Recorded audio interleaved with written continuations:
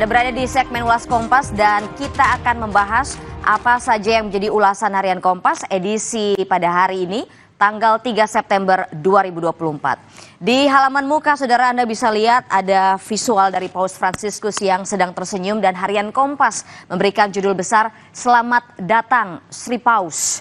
Setelah menempuh perjalanan sejauh 11.354 km melalui penerbangan selama sekitar 13 jam, Paus Fransiskus tiba di Bandara Soekarno-Hatta, Tangerang, Banten pada hari Selasa 3 September 2024 sekitar pukul 11.30 waktu Indonesia bagian Barat.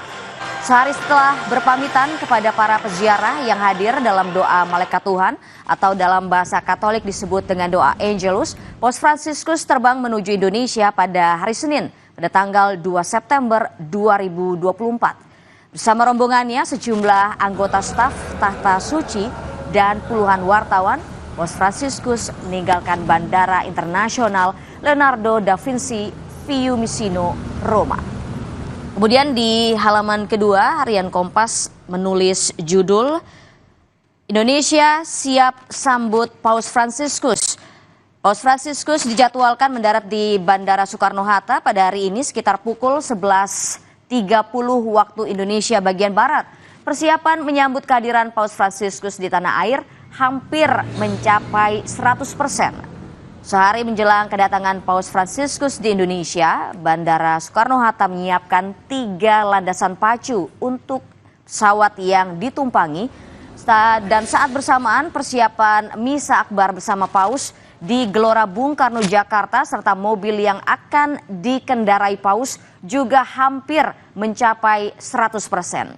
Kemudian informasi tadi ada 2 halaman utama soal Paus Fransiskus dan kita akan berada di halaman 15, ada juga ulasan yang ditampilkan oleh harian Kompas ini dari Paralimpiade Paris 2024 dengan judul Sirnanya Malam Tergelap Bulu Tangkis.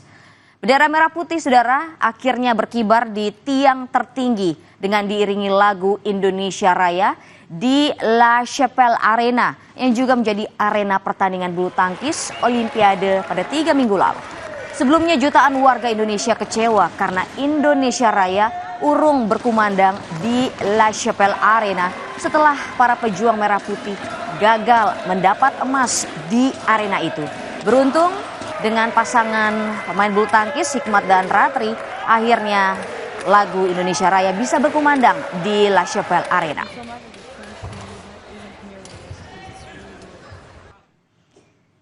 Tiga informasi, saudara, Anda bisa menyaksikannya di laman kompas.id dan juga Anda bisa menyimaknya di harian Kompas yang terbit pada hari ini.